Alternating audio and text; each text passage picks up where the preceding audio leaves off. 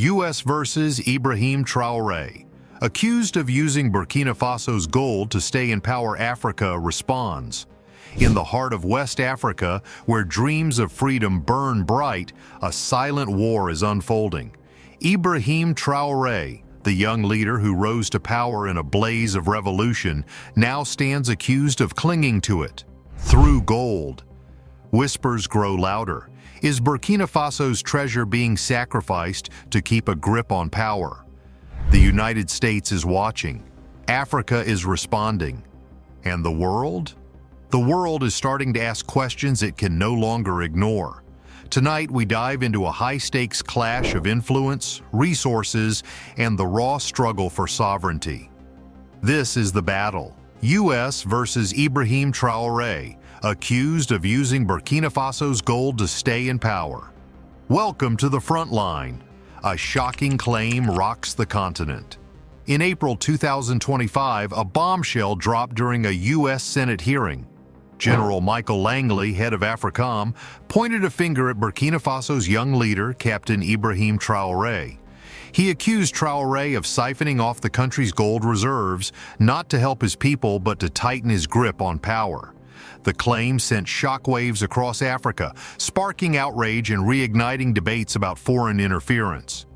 Was this a genuine concern or a calculated move to undermine a leader challenging the West? Africa's response was loud, unified, and unapologetic. Burkina Faso, a landlocked West African nation, is no stranger to turmoil. Since Traoré seized power in a 2022 coup, he's been a polarizing figure, celebrated by some as a revolutionary, condemned by others as a dictator. His push to control Burkina Faso's gold, a key economic asset, has put him on a collision course with global powers. Now, with the U.S. stepping into the ring, the stakes are higher than ever. The gold at the heart of the storm. Gold is Burkina Faso's lifeblood. As the fourth largest gold producer in Africa, the country churns out 58 tons annually, accounting for 12% of its GDP. For decades, foreign companies, British, Canadian, Australian, and Russian, have dominated the industry, mining vast profits while many Burkinabe remain in poverty. Traoré, at just 37, vowed to change that. He's been vocal about kicking out multinationals and empowering local miners, saying, "We know how to mine our gold, and I don't understand why we're going to let multinationals come and mine it." His government has already nationalized some mines like the Wagon and Bungu projects and revoked permits from foreign firms. These bold moves have rattled investors and drawn the ire of Western capitals. To Traoré, it's about sovereignty, using Burkina Faso's resources to fund security and development. To his critics, it's a power grab, with gold revenues allegedly propping up his regime. General Langley's accusation that Traoré is using these funds for personal security rather than public welfare hit this nerve directly. The U.S. steps in, a new chapter of interference. General Langley's Senate testimony was a bold condemnation, accusing Ibrahim Traoré of funneling Burkina Faso's gold and Chinese funds to bolster his junta. Addressing Senator Roger Wicker, he suggested the U.S. was closely monitoring. Many Africans saw this as neo-colonial arrogance, questioning why the U.S. cared about Burkina Faso's gold. X posts flared, one user noting, "It's the Gaddafi playbook again," pointing to Western targeting of defiant leaders. The response was fierce. South Africa's EFF denounced the inaccurate claims, blasting U.S. meddling in Africa's resources on X. Burkina Faso's government labeled Langley's words an attack on their sovereignty. From Accra to Nairobi, Africans rallied behind Traoré, rejecting the U.S. as a bully dictating how the continent manages its wealth. Their voices united in defense of self-determination. Traoré, hero or villain? Ibrahim Traoré, Africa's youngest leader at 34, seized power in 2022, ousting Paul-Henri Damiba amid soaring jihadist violence. A shy-turned-bold captain, he echoes Thomas Sankara's anti-imperialist vision, vowing to reclaim Burkina Faso's destiny. Supporters hail him as a liberator, but critics condemn his junta's crackdowns, including kidnappings, arrests, and censorship. Human Rights Watch reports forced conscription of dissenters. A 2022 massacre of 600 civilians in Barcelona sparked protest, branding him Captain Zero for security lapses. His amnesty for 2015 coup plotters has raised fears of future unrest, casting shadows over his revolutionary dreams. Africa's defiant response. The U.S. accusation didn't just target Traoré, it galvanized a broader African resistance.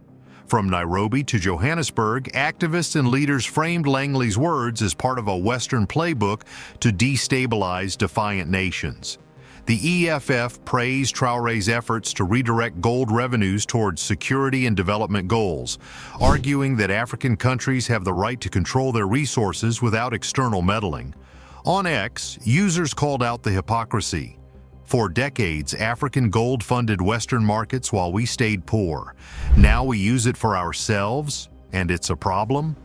This sentiment ties into a larger shift. Burkina Faso, alongside Mali and Niger, has broken away from the West African bloc ECOWAS, accusing it of French influence. The trio, all under military rule, has formed the Alliance of Sahel States, cozying up to Russia and China for support. Traoré's expulsion of French troops and his public spats with Emmanuel Macron have made him a symbol of anti-Western defiance. When Macron claimed African leaders forgot to thank France for fighting insurgents, Traoré shot back, calling it insulting to all Africans. A foiled coup and rising tensions. Adding fuel to the fire, Burkina Faso's junta announced in April 2025 that it had thwarted a major coup plot to oust Traoré, allegedly orchestrated from Ivory Coast.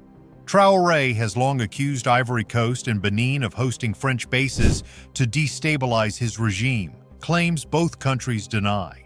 The U.S. accusation came just days after this news, leading some to speculate it was time to weaken Traoré at a vulnerable moment.